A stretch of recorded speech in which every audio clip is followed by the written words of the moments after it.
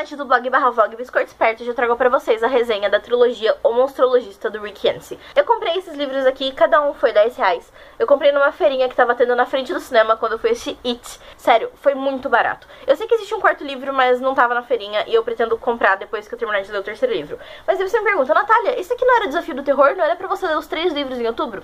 Acontece que é o seguinte, eu comprei O Monstrologista em setembro e eu comecei a ler ele bem no finalzinho do mês. E eu pensei, vou terminar de ler em outubro, mas o livro foi tão bom que eu acabei de ler em setembro mesmo. E ele meio que não entrou no Desafio do Terror.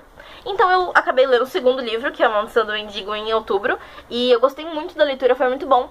E depois de eu terminar de ler ele, acabou que chegou o livro novo do John Green, que é o Tartarugas, tá lá embaixo. E eu passei ele na frente e por isso não vai dar tempo de terminar A Ilha de Sangue em outubro. Mas eu já comecei a ler esse livro e ele é muito bom, mas eu tô sendo realista, eu sei que não vai dar tempo de terminar. Eu vou falar sobre os 3 livros, mas eu vou falar principalmente do primeiro, que é pra não dar spoiler. Então se você quer ler os livros e você não quer spoilers, não se preocupe que essa resenha não terá spoilers. Eu vou falar do primeiro livro e vou falar um pouquinho sobre o segundo e o terceiro, assim, bem brevemente, mas sem spoiler. O autor desse livro é o Rick Yancey, ele também escreveu o livro A Quinta Onda, que foi adaptado para filme. Eu não li o livro e não assisti o filme A Quinta Onda. Inclusive, quando eu comprei esse livro, eu não fazia ideia que era o mesmo autor. Eu simplesmente fui lá, comprei porque eu gostei da capa. Eu sei que a capa, ela parece meio infantilzona, desse jeito, com essa fonte, essa ilustração e tal. E aqui atrás tem toda essa coisinha que realmente parece um livro mais infantil. E isso é porque ele é um livro infanto-juvenil. Eu chutaria que o autor escreveu tendo em vista, assim, que crianças de 10 a 15 anos leriam um livro. Mas ele não é um livro que subestima a inteligência do leitor, muito pelo contrário. Eu acho que ele instiga muito um leitor jovem a pesquisar coisas e querer aprender mais sobre história. Esse livro se passa no final do século XIX. E é muitíssimo interessante, porque o autor trabalha muito bem toda aquela coisa gótica da época mesmo, que era a época do romantismo nos Estados Unidos, mas ele faz isso com uma pegada sobrenatural. Na verdade, o romantismo tinha mesmo uma pegada sobrenatural, tanto que um dos principais autores do romantismo americano é o Edgar Allan Poe, mas, assim, principalmente o autor consegue resgatar isso por uma história de aventura que prende a atenção do leitor jovem, e eu achei isso aqui realmente genial. Esse livro aqui começa quando o Rick Yancey, que é o próprio autor do livro, faz um prólogo falando que uma pessoa, que é um dono de um prédio onde ele tinha um escritório, chegou nele e falou, então, recentemente um cara que morava aqui morreu, faleceu, o nome desse cara era Will Henry, e ele dizia pra todo mundo que ele tinha 130 anos. Quando eu fui limpar o quarto dele, eu encontrei vários diários escritos à mão, e eu achei muito curioso, porque é uma história muito louca, eu queria que você desse uma olhada, porque eu sei que você é escritor. Então, o Rick Yancey, ele pega esses diários e começa a ler, e esses são os diários do Will Henry de quando ele tinha 12 anos.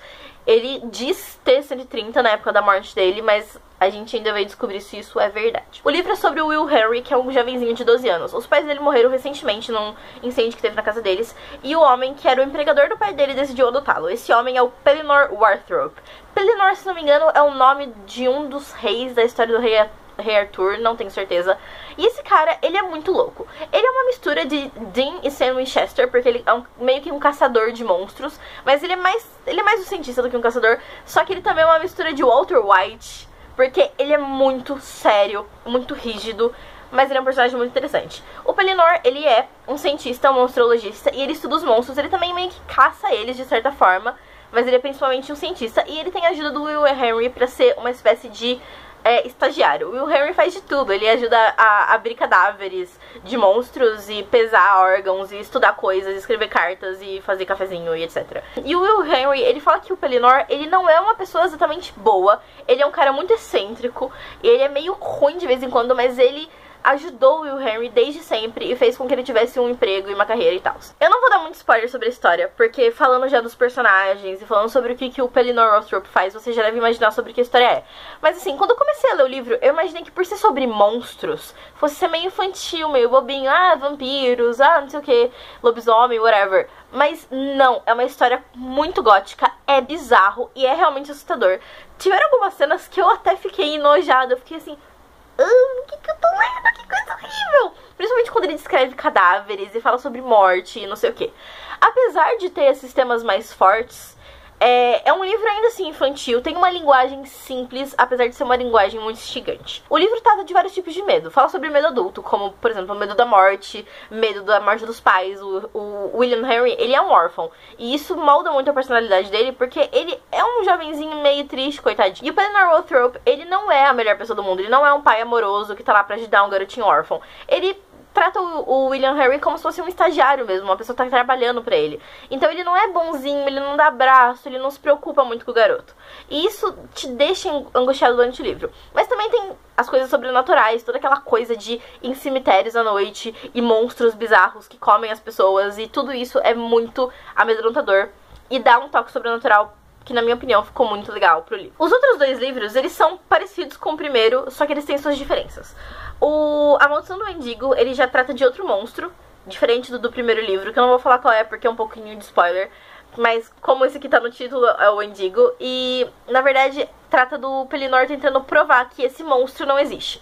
Enquanto o primeiro livro se passa em, tipo, 3 noites, numa coisa assim muito frenética, esse aqui se passa durante vários dias. Eles saem da cidade onde eles moram, eles vão na cidade grande ver meio que um colóquio de monstrologistas. É diferente do primeiro livro em atmosfera, mas é muito parecido em bizarrice, porque o livro é muito bom. Eu gostei mais do primeiro livro, mas o segundo livro é realmente excelente. O terceiro livro, eu ainda não li muito pra dizer exatamente sobre o que é, mas ele também difere dos outros dois, porque o William e o Pellinor se separam durante o tempo, mas assim, o terceiro livro está sendo muito legal, não terminei de ler ainda, mas está sendo muito legal. O que eu queria dizer é que assim, o livro, ele é misterioso, porque assim, você começa já sabendo que existia um idosinho chamado William Henry, e ele dizia que ele tinha 130 anos, e você pensa, cara, não é possível. A história que ele tá contando não pode ser possível porque, ele não pode ter 130 anos, 2, monstros não existem. E o Rick Yancey, que é o autor, dentro da história, ele começa a investigar as coisas que o William Henry escreve nos diários. Ele começa a pesquisar sobre pessoas que são mencionadas na história, ele pesquisa sobre lugares, acontecimentos. Às vezes ele encontra algumas coisas e às vezes não. E isso que é interessante, porque assim, eu sei que essas coisas não são reais. O autor fez isso só pela imersão, mas é muito interessante, é muito legal, porque a imersão te deixa realmente investido na história. Eu acho que isso é o melhor de tudo.